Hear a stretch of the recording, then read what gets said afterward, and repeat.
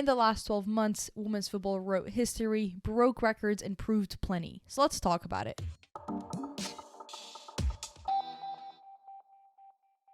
As we sit down and wrap up what an incredible year this has been for the women's game, we celebrate the growth that we have achieved, we take down a lot of the lessons that we need to learn and improve on, and most importantly, plan on how this can continue booming and growing as much as it can, but also with that incredible history that we've been able to write. It almost seems like this is only a tiny bit of glimpse of what the actual potential really holds. The hard work of athletes, committees, investments, governing bodies, those 5-10 year plans that everybody talked about 5 or 10 years ago, this year showed to be a vacuum for all these results to really show and portray themselves. And though it's impossible to sit down and talk about every single accomplishment by the athletes, the nations, and the leagues, today I'm going to be talking about 22 accomplishments done in 2022. That was a bit of a tongue twister, but let's get going. In October, we saw the introduction for the first ever Golden Girl Award, which is given for the best player under the age of 21 playing in a top-flight European league. This followed a similar idea for the Golden Boy Award, which was first introduced in 2003, meaning the Golden Girl Award actually comes in 19 years later. German international Jules Brand, one of the 10 nominees for that list, won that first ever award. As we head into a year that is going to feature the expanded World Cup, plenty of nations had the opportunity to break history and also mark their first ever qualifications for the World Cup. Starting with the Philippines, who qualified for the first ever World Cup by defeating Chinese Taipei in the Asian Cup. Zambia and Morocco are also going into the first ever World Cup after reaching new heights in the African Cup. Morocco is also the first ever country in the MENA region. On the other side of the world, Ireland also are going into the first ever World Cup, having beat Scotland in the final playoff game. Now, despite missing on qualification, Northern Ireland collected the most points in their history of a World Cup qualification. This was followed after they featured in their first ever Euros, which also included their first ever goal that came against Norway, which also happened to be scored by the oldest goal scorer in Euros history. More in the Euros, Germany and England conceded 0 goals in the group stages of the competition. This is something that has never been done by two nations at once.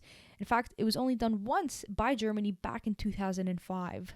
Plenty of more records were also broken by the non-hosting other nations, including the game between Spain and Finland. Over 16,000 people in attendance was the biggest for a non-hosting game in the Euros. That game also broke the fastest goal in Euros history. This summer competition broke streaming records, ticket records, and attendance records in over 20 countries around the world. More attendance records were broken in the WSL that featured a North London derby, in the NWSL featuring a playoff game. 53,000 spectators were also in attendance in the first leg of the final in the Liga MX season. This was the biggest for a women's football game in Mexico. The Frauen Bundesliga also set a record of their own in quite interesting fashion, having it on the first day of the opening season. Over 23,000 people were there to see Frankfurt take on Bayern. And lastly, Liga F also broke a record of its own, which was Barcelona versus Atletico Madrid. Never had a year ever hosted and broken 5 different attendance records in 5 different leagues. That is incredible. Now moving on to individual awards and accolades, Oshuala was the first ever African woman to be nominated for the Ballon d'Or. Having already being named one of the biggest African pioneers, ranking 16th in the world is a massive achievement for the Nigerian footballer. With Lyon capturing yet another Champions League title, Christine Endler became the first ever Chilean footballer, male or female, to win the Champions League. Her manager Sonia Bombaster, Martina Vos-Teckleberg, and Serena Wiegman were also all shortlisted for the UEFA Women's Coach of the Year. This was the first ever all-women top 3 shortlist. Which, let me sidetrack a little bit here. I think it's absolutely wild it took this long for UEFA Women's Coach of the Year to have the first top 3 be female coaches. But hey, if it wasn't to happen in 2022, then when the hell was it going to happen? Mia Butta became the first ever player of Indian descent to represent the US women's national team in a World Cup. Now, this is quite a big achievement because there's no other nation that has won the World Cup more than the US. And to say that this is the first Indian descent player to be able to represent that massive nation, I think is going to inspire a lot of girls in the future.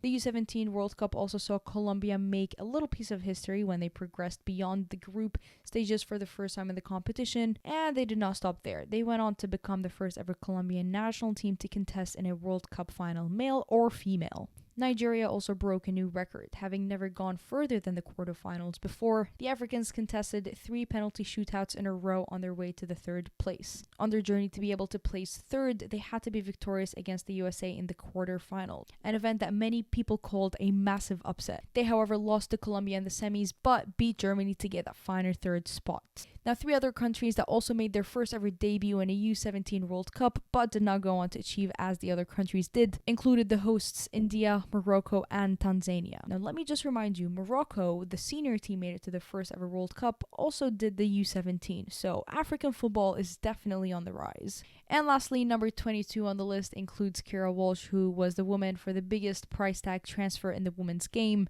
Reportedly over a $500,000 deal that saw her go from Manchester City to the big Catalonian beasts, Barcelona. Right before the cusp of COVID, we were starting to see that momentum, we were starting to see that media pick up, and then boom, COVID hit, and a lot of that momentum in media died down. Of course, there was a lot of doubters around of how the hell was the sport going to pick up after that massive hit it took during COVID. And in the most badass way, the sport really proved what it's about. And I am not shocked in the slightest. I think we're finally starting to see the slight bit of respect being given to the sport, the slight bit of respect given to the athletes. The fans that have been here have always believed, and I think this is the best prize for the fans themselves to see the sport that they've loved for so long finally get a piece of the recognition that it really does deserve. Like I mentioned before, as important as it is to sit down and celebrate growth, we also must reflect and sit back on a lot of the disparities, a lot of the issues that the sport still faces within it and around it. The NWSL investigation and plenty of reports that came out during the summer are absolutely horrific and was another reminder of the power dynamics that are still present in women's sports.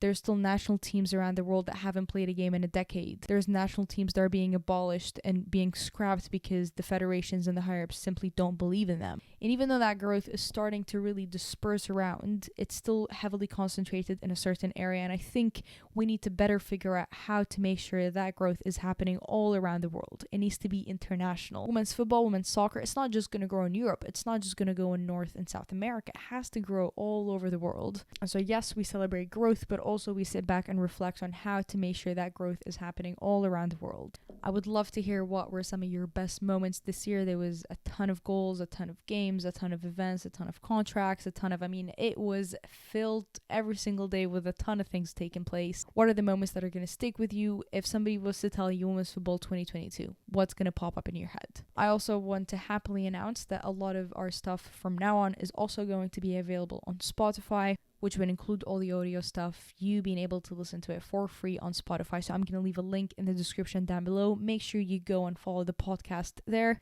This also marks our 60th video on the channel, which is really, really fun. I started the channel back in the summer, and to say that I've gone 60 videos far by the end of the year is something I'm very happy to say. I've met and interacted and connected with so many people within the community that I'm so grateful for that. We're also very, very close to hitting 500 subscribers, so if you can do that, that would be another great goal I can tick off for my year. But I hope you're staying nice and safe and warm and healthy, enjoying the holidays, having a good, restful time of the year. Happy Hanukkah, Merry Christmas, Happy New Year, Happy Holidays, whatever's going on. As long as you're enjoying a bunch of hot chocolate, then it's a good time of the year. Now, for the last time in 2022, if you want to stay updated and continue enjoying the beautiful game, make sure you subscribe to me here on YouTube and follow me on Twitter. I will see you later.